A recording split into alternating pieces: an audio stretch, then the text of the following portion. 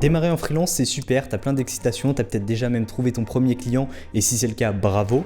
Mais arrive un moment où t'es confronté à un problème et ce problème, c'est la gestion de l'administratif. Ça peut faire peur quand tu te lances, t'as tendance à le mettre de côté, sauf que ça peut te revenir dessus et en général, c'est pas la meilleure strat de mettre la poussière sous le tapis. L'administratif, concrètement, c'est tout ce qui ne va pas concerner ton taf si tu fais du montage vidéo. L'administratif, ce sera tout ce qui ne concerne pas le montage vidéo directement. Donc dans cette vidéo, on verra comment te déclarer en tant qu'auto-entrepreneur, comment gérer un livre de recettes, comment gérer ta compta, comment être payé par ton client, comment faire des factures, des contrats et aussi on parlera de la TVA. Sujet un peu complexe, mais tu vas voir, ça devrait bien se passer. Et je finirai par te parler des comptes bancaires professionnels, ainsi que de l'URSSAF et de toutes les déclarations que tu dois y faire. Mais avant de commencer, je m'appelle Sylvain, j'étais boulanger et j'ai fait la transition de la boulangerie vers le montage vidéo en freelance. Là, j'ai kiffé ma vie et j'ai voulu transmettre ma passion et pouvoir permettre à d'autres personnes de vivre du freelancing. Donc j'ai créé des formations sur le montage vidéo qui permet aux personnes débutantes de trouver des clients et de gagner leur vie grâce au montage vidéo. Et j'ai aussi un accompagnement qui aide les monteurs vidéo à faire la transition du salariat vers le freelance en seulement 90 jours, avoir des revenus récurrents et stables. Donc si ça peut t'intéresser, toutes les informations sont dans la description. Et en parlant d'ailleurs des liens dans la description, tu retrouveras sur le premier lien le lien de ma formation gratuite comment trouver des clients en tant que freelance. Donc tu apprendras concrètement comment prospecter pour trouver des clients, comment gérer les appels de vente pour éviter que tu rates tes opportunités une fois que tu as décroché un potentiel client. Et tu verras aussi comment te différencier de tous les autres prestataires de ta niche et du coup aussi potentiellement pouvoir facturer plus cher et garder tes clients sur le long terme. Tout ça grâce au personal branding. Si ça peut t'intéresser, comme je te l'ai dit, le lien est en description, le premier, et c'est 100% gratuit. Maintenant que c'est vu, on va pouvoir démarrer avec la création de ton auto-entreprise. L'avantage de ça, c'est que tu vas pouvoir l'ouvrir en parallèle d'un CDI, d'un CDD, de ton chômage. Donc ça va te permettre de faire la transition doucement, de pas arrêter d'un seul coup ton activité que tu as actuellement qui te permet de gagner des revenus vers le freelance sans avoir de clients ou quoi. Le but, et ce que je recommande, c'est de prendre sur ton temps libre, développer une compétence, trouver des clients et une fois que tu as suffisamment pour vivre ou même carrément que tes revenus de freelance dépassent tes revenus de ton CDI, et ben là, tu démissionnes de ton CDI et comme ça, tu n'as pas de problème de thunes, c'est beaucoup plus sécurisant et c'est plus pratique pour tout le monde. Donc pour créer ton auto-entreprise, tu vas sur l'URSSAF. Il y a des sites quand tu tapes créer une auto-entreprise qui te proposent de le faire à ta place. Tu n'as pas besoin de payer pour ça. Tu as même des chances de te faire arnaquer, ils vont prendre ton argent et ne pas créer ton auto-entreprise.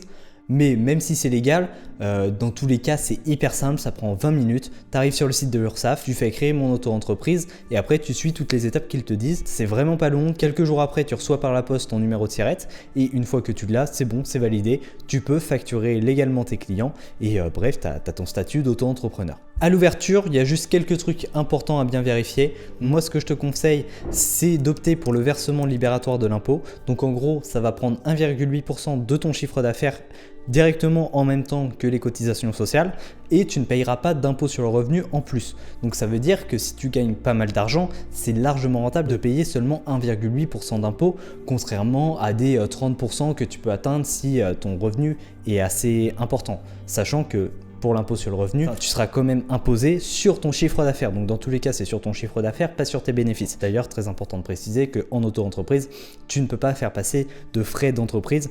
Donc toutes les dépenses que tu dois faire, ce sera directement sur ton argent personnel. Mais par contre, tout l'argent qui rentre, une fois que tu as payé tes cotisations sociales, cet argent est directement à toi. Et aussi à la création de l'auto-entreprise, tu vas pouvoir choisir la fréquence de déclaration pour tes cotisations sociales. Donc c'est soit mensuel, soit trimestriel. Personnellement, je suis en trimestriel parce que ça permet de faire moins de déclarations, moins régulièrement. C'est plus pratique, je trouve. Maintenant, si toi, tu aimes bien que ce soit carré et que ce soit plus régulier, ce qui veut dire que tu as une sortie d'argent plus régulier, pas seulement au bout des 3 mois, et bah choisis ça. Mais ça pour le coup, c'est pas très important. C'est juste pour toi comment tu sens que c'est le mieux. Chose très importante à savoir aussi, le plafond de l'auto-entreprise est de 72 500 € de chiffre d'affaires en un an. Donc pour la prestation de service, c'est un peu au-dessus pour le commerce, mais si tu es là et que tu regardes en tant que freelance, c'est pas ce qui t'intéresse. Nous, il faut bien que tu te déclares en tant que prestataire de service. Et donc une fois que tu dépasses ce seuil, tu passeras automatiquement en entreprise individuelle. C'est pas forcément un statut très avantageux, donc il faut bien gérer un petit peu avant pour pouvoir ouvrir une société et te retrouver avec un statut plus avantageux. Là par exemple, actuellement, je suis en train d'ouvrir une SASU. Mais bref, pour l'instant, tu n'en es pas forcément là. Tu réfléchiras à ça plus tard. Par contre, très important à préciser, c'est seulement si tu dépasses 2 années de suite les seuils. Donc si la première année, comme moi, tu as fait 100 000 euros de chiffre d'affaires, tu peux rester en auto-entreprise la deuxième année. Par contre, si la deuxième année, tu refais 100 000 euros, là, tu passes automatiquement en entreprise individuelle. Ce qui veut dire que si tu fais 100 000 euros la première année, 50 000 la deuxième année, tu peux rester encore en auto-entreprise, refaire 100 000 et alterner comme ça.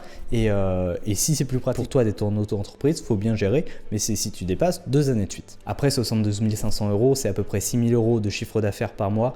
Donc j'espère pour toi que ça arrivera, mais il y a peu de chances que ça arrive directement le mois prochain si tu viens d'ouvrir ton auto-entreprise et que tu démarres tout juste ton activité. Et du coup, c'est très important que tu sois déclaré officiellement. Pourquoi ? Parce que ça va te permettre de facturer tes clients et donc ils vont pouvoir le faire passer en frais d'entreprise. Tes services, si eux ils sont en entreprise. Et aussi parce que c'est illégal de travailler au black. Mais ça à la rigueur c'est pas grave, nous ce qu'on veut c'est d'abord être embauché. Donc déclare-toi bien en auto-entreprise, au moins tu parais aussi beaucoup plus sérieux et tu peux rater des opportunités seulement parce que tu n'es pas déclaré. Donc c'est très important. Il y en a qui veulent optimiser, d'attendre leur premier client pour ouvrir leur auto-entreprise et donc avoir plus longtemps de l'ACRE, donc je t'en parlerai plus tard, mais en gros c'est une aide que tu as la première année pour payer moins d'argent à l'État. Et du coup il y en a qui veulent l'optimiser, l'avoir le plus longtemps possible, sauf que à cause de ça, ils ratent des clients potentiels seulement parce qu'ils ne sont pas déclarés. Donc au final, tu n'es pas du tout rentable sur l'argent que tu gagnes. Et en plus, tu perds du temps sur l'apprentissage des compétences quand tu as un client. Et justement, l'ACRE, on y vient. En gros, c'est l'aide à la création et la reprise des entreprises. Tu l'as pour 1 an.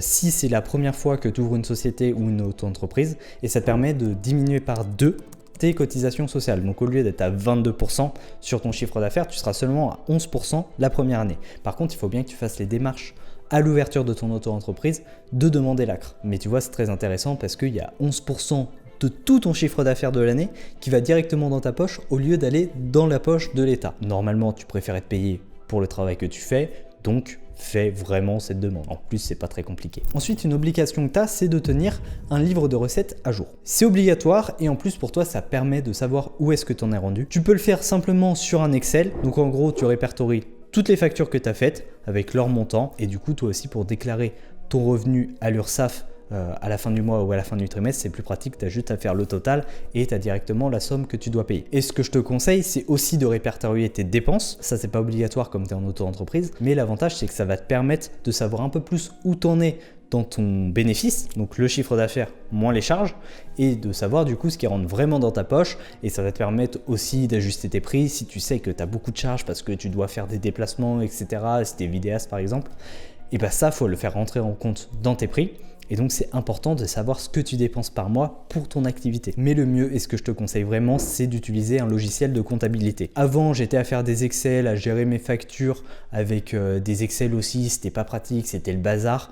Et quand on m'a conseillé un logiciel de comptabilité et que je m'y suis mis, vraiment, c'était très très cool, ça m'a facilité énormément la vie, donc je te le recommande aussi. En plus, c'est pas très cher. Si tu gagnes de l'argent dans ton activité et que tu veux pas te prendre la tête avec tout ce qui est administratif, c'est vraiment un investissement très rentable. Et le logiciel de comptabilité que j'utilise, ça s'appelle Dougs. Vraiment, ça fait tout, ça fait les factures, c'est connecté directement à ton compte bancaire, à ton compte PayPal, à ton compte Stripe, donc ça classe directement les entrées et les sorties d'argent, donc ça te permet de voir directement ton chiffre d'affaires, tes charges, ton bénéfice, ce que tu te verses, etc. Donc vraiment, tu as tous tes chiffres en direct et donc tu arrêtes le bricolage. En plus, si tu as besoin de conseils administratifs, tu n'es pas seul, tu peux envoyer un petit message sur leur mail ou dans la boîte à questions directement et tu as un conseiller expert en comptabilité, en fiscalité qui te répond. Donc ça t'évite de faire des erreurs quand t'es pas trop sûr. Notamment sur les déclarations de TVA, j'étais pas trop sûr, c'est un peu galère, on en reparlera à la fin, mais j'étais bien content d'avoir quelqu'un pour me conseiller à ce niveau-là. Et en plus comme ça, tout est en règle, t'es sûr. Et autant, si t'as pas la TVA, c'est vachement pratique, mais c'est pas obligatoire. Si tu commences à facturer la TVA, que tu dois la déclarer, etc., c'est beaucoup plus simple. Ils te disent directement quelle case tu dois remplir avec quel chiffre en fonction de l'argent qui est rentré. Tu te prends pas la tête parce que quand tu as des délires d'acompte, tu payes un certain pourcentage de ce que tu vas gagner sur les prochains mois, etc., ça devient vachement complexe et tu n'as pas envie qu'on tombe dessus dans 3 ans parce que tu as mal déclaré ta TVA quand tu savais pas. Franchement, c'est beaucoup plus simple. L'abonnement pour les auto-entrepreneurs, c'est 30 € par mois. Donc vraiment, c'est pas un gros investissement. En passant par le lien en description, tu as un mois gratuit. Je suis pas payé pour dire ça, mais je serais pas contre. Mais clairement, ce logiciel, ça m'a beaucoup aidé. Donc, je te le recommande à 100% et on va voir comment ça se passe un petit peu plus dans le logiciel juste après en allant sur mon écran. Mais avant, petit aparté, payer des abonnements comme ça pour ton activité, c'est très important parce que comme tu commences à avoir un petit peu de charge, ça te booste à faire du chiffre d'affaires pour que tu sois rentable. C'est pas des gros trucs, mais n'hésite pas à investir dans des logiciels, du matériel, des trucs comme ça qui vont te faciliter la vie pour pouvoir gagner derrière plus d'argent, te concentrer vraiment sur ta zone de génie. Et évidemment, si tu sors de l'argent, faut que tu en fasses rentrer, donc ça t'oblige à aller démarcher des clients et à améliorer tout simplement ta situation. Ok, donc tu vois, Dougs, ça se présente comme ça. Là, tu as les opérations à valider. Une fois que tu les as catégorisées, tu as toutes les catégories, tu valides. Ça arrive dans les opérations validées, comme ça, c'est géré, tout est en règle. Et après, pour eux et après les équipes de Dougs, elles vont gérer tous les trucs administratifs, toutes les déclarations qu'il faut faire à partir de ça. Tu peux suivre ta performance avec ton chiffre d'affaires, tes charges et ton résultat d'exploitation, ton bénéfice. Tu sais aussi ta trésorerie directement, comment ça évolue au fur et à mesure du temps. Là, tu as tes performances par rapport à l'année dernière, à l'année d'avant. Tu sais exactement aussi ce que tu te sors, donc pour toi. Après, tu peux faire tes factures directement. Donc, tu as juste à créer une nouvelle facture. Hop, tu as toutes tes informations qui sont là. Après, tu mets le nom de la société. Donc là, si tu mets Total Énergie, SA, voilà, tout est rempli, c'est parfait. Là, tu as juste à mettre ton titre de ce que tu vas facturer, la quantité, le prix hors taxe, la TVA, tu choisis ton taux de TVA en fonction de comment tu es imposé. Après, tu as directement ton RIB, toutes tes informations de ton entreprise qui sont présentes. Tu fais finaliser la facture et après, tu peux la télécharger. Tu peux faire aussi des factures d'achat, donc en fonction de ce que tu payes. Pour les déclarations, ils disent exactement ce qu'il faut faire et les chiffres qu'ils ont à faire.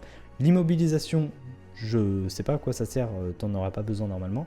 Et les prestations, ils disent qu'ils sont en cours. Regarde là, ils ont vérifié la cohérence des virements de compte à compte. Ils ont fait le rapprochement bancaire. Ils ont géré tout ça. Et comme je te disais, oui, tes comptes, tout est synchronisé. Donc que ce soit Stripe, tout ce qui arrive sur Stripe, c'est comptabilisé là-dedans. J'ai pas du tout à le rentrer moi-même sur Conto et sur PayPal, etc. Donc vraiment, c'est génial. Ça me facilite énormément la vie. Et là, si tu as des questions, tu peux trouver une réponse ou envoyer un petit message dans la conversation. Voilà. Ok, maintenant qu'on a vu ça, comment être payé? Tu as trouvé ton premier client, super, mais tu sais pas comment recevoir l'argent. Une fois que tu as fait la prestation, il va falloir que tu le factures. Donc là, il est obligé de te payer la somme qui est sur la facture. En général, je reçois les paiements par virement bancaire directement, donc tu mets ton RIB et après ils te font le virement bancaire avec ça. Ou alors tu peux utiliser Stripe pour qu'ils puissent payer directement en carte bleue, mais ils prennent quelques frais, ça doit être 1%, donc tu n'as pas forcément envie de donner 1% de ton chiffre d'affaires à un logiciel extérieur juste pour encaisser alors que tu peux très bien le faire avec les virements bancaires, donc je te conseille les virements bancaires. Et si jamais, si c'est la première fois avec quelqu'un que tu bosses, n'hésite pas à faire un devis. Je t'avoue que c'est quelque chose que je n'ai jamais fait, j'en ai pas forcément eu l'utilité, mais ça peut être pratique, surtout si tu as des prestations un peu plus larges qui comprennent pas mal de choses. Je pense par exemple aux vidéastes où ils doivent faire entrer en compte le déplacement, la journée de tournage, la post-production, la location du matériel, comme ça tout est détaillé et il n'y a pas de mauvaise surprise pour le client, ils savent ce qu'ils doivent payer et une fois qu'ils ont signé, ils sont engagés à te payer pour faire la prestation. Et un petit conseil aussi à ce niveau-là, si c'est la première fois que tu bosses avec un client, pour être sûr qu'il te paye, soit tu peux demander un acompte, c'est pareil, c'est quelque chose que j'ai jamais fait parce que j'ai jamais eu de problème avec des clients, mais si jamais toi ça peut te rassurer, demande un acompte. Mais surtout, très important, une fois que tu as fini le premier projet, donc ça peut être par exemple une vidéo que tu as montée, je ne remonte jamais une deuxième vidéo si je n'ai pas reçu l'argent pour la première vidéo. Comme ça, le gars, s'il veut que ça s'enchaîne, il est obligé de te payer rapidement parce que sinon, j'ai pas envie d'en faire 10 vidéos et ne pas me faire payer parce que le mec, il était malhonnête, qu'il disparaisse avec les 10 vidéos que je lui ai faites gratuitement du coup. Donc, principe très simple, tu ne fais qu'une seule vidéo avant d'être payé et après, tu demandes l'argent. Point. Maintenant, on va voir pour les factures, comment on les fait concrètement, qu'est-ce qu'il doit y avoir dessus. Ce que je te recommande, c'est d'utiliser Dougs. Ça, c'est super facile, tu peux rentrer juste le nom de l'entreprise, il va y avoir toutes les informations, c'est beaucoup plus pratique. Tu as juste à remplir la petite case, bref, c'est parfait, tu sais que c'est en règle et que tu n'auras jamais de problème. En plus, elles sont stockées directement dans leur serveur, donc si tu veux les retrouver, tu sais où elles sont. Et les factures, c'est très important de les conserver parce qu'on ne sait jamais, tu peux avoir des contrôles qui remontent un peu dans les années. Maintenant, si tu ne veux pas utiliser Dougs, il y a aussi un site qui s'appelle facture.net où tu auras toutes les factures légales directement de retrouver, ou alors tu peux le faire sur un Excel. Par contre, c'est très important de mettre toutes les mentions légales. Donc, il va y avoir tes informations, donc ton nom, ton prénom, ton adresse, ton numéro de SIRET. Pareil pour l'entreprise à qui tu factures. Il faut que tu marques le montant de la prestation, la TVA, si tu es assujetti à la TVA, on en reparle plus tard de la TVA. Et si tu n'es pas assujetti, il faut que tu mettes la petite ligne que je vais te lire. TVA non applicable en raison de l'article 293B du Code général des impôts. Et aussi, il faut que tu mettes la date d'émission de la facture. Et aussi, très important, il faut que ce soit numéroté dans l'ordre. Toutes les factures que tu fais doivent se suivre. Donc, tu peux commencer à facture numéro 1, 2, 3, 4, 5. Mais tu peux commencer aussi à facture numéro 1000, par exemple, pour faire genre que tu n'es pas débutant. Et après, tu fais 1001, 1002, 1003, 1004, 1005, etc. Mais il faut qu'il y ait une continuité logique. Et tu n'as pas le droit, une fois que tu as édité la facture numéro 1005, de faire une facture 1004. Il faut qu'à chaque fois tout se suive, que tout soit dans l'ordre et pas avoir perdu des factures aussi si jamais tu te prends un contrôle. Parce qu'après, si tu as des factures qui ne sont pas en règle ou qui manquent des informations, tu peux te prendre des pénalités. Je crois que c'est un truc comme 20 € par facture par élément manquant. Ça, je suis pas sûr. Mais bon, ça te donne un ordre d'idée. Si tu as fait 100 prestations et que tu as 4 informations qui manquent sur chaque facture, tu as vite fait de te prendre 80 x 100, 8000 €. Tu n'as pas forcément envie de lâcher 8000 € juste parce que tes factures sont pas en ordre. Maintenant, si tu bosses sur le long terme avec un client, un truc qui va être intéressant de faire, c'est un contrat de prestation de service. Comme ça te permet de sécuriser ton activité et lui aussi, pour ton client, ça lui permet d'être sécurisé, d'avoir un petit peu de marge et tu n'as pas le droit de te barrer directement du jour au lendemain. Dedans, tu mets les préavis si vous n'avez plus envie de bosser ensemble, les conditions de délivrabilité. Par exemple, tu peux marquer que si tu es malade, il peut y avoir des délais qui s'allongent, etc. pour pas devoir travailler continuellement même quand tu es malade.